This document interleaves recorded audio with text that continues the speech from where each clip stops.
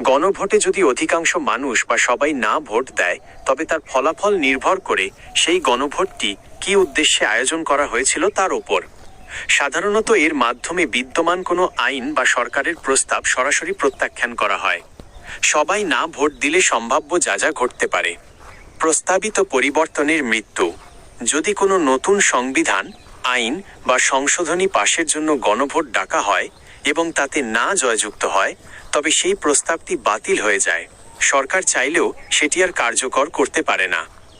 2. বর্তমান স্থিতাবস্থা, স্ট্যাটাস কুয়ো, বজায় থাকা।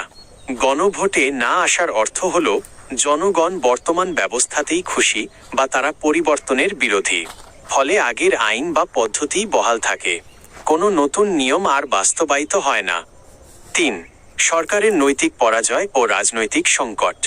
গণভোট সাধারণত সরকারের একটি বড় রাজনৈতিক পদক্ষেপ।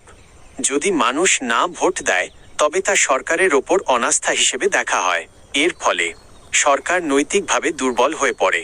অনেক সময় দায়ভার গ্রহণ করে প্রধানমন্ত্রী বা সংশ্লিষ্ট নীতি নির্ধারকরা পদত্যাগ করেন, যেমন ব্রেক্সিট পরবর্তী সময়ে ডেভিড ক্যামেরনের পদত্যাগ। আগাম নির্বাচনের সম্ভাবনা তৈরি হতে পারে। 4. নীতি পরিবর্তন বা নতুন পরিকল্পনা। না ভোটের মাধ্যমে জনগণ একটি পরিষ্কার বার্তা দেয় যে তারা প্রস্তাবটি পছন্দ করছে না। এর ফলে সরকারকে বাধ্য হয়ে তাদের নীতি পরিবর্তন করতে হয় বা আলোচনার মাধ্যমে নতুন কোনো প্রস্তাব নিয়ে আসতে হয়। 5.